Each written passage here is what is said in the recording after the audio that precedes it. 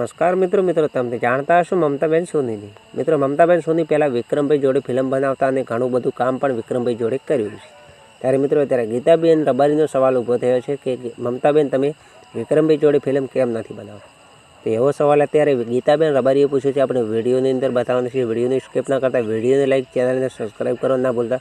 તો મિત્રો ગીતાબેન રબારી એવું મમતાબેનને કહ્યું છે કે મમતાબેન તમે હવે વિક્રમભાઈ જોડે કેમ કામ નથી કરતા, ફિલ્મ કેમ નથી બનાવતા, કારણ કે તમારી રાધા વિક્રમની જોડી હતી એ કેમ તોડી નાખી।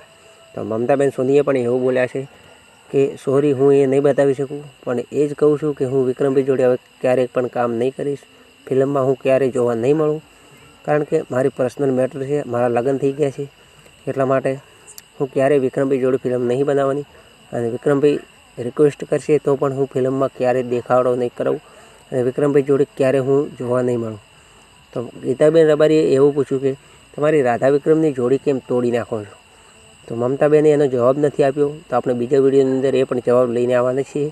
તો વિડીયોને એ પણ જોવાનું ભૂલતા નહીં। તો આજના વિડીયો માટે આટલું।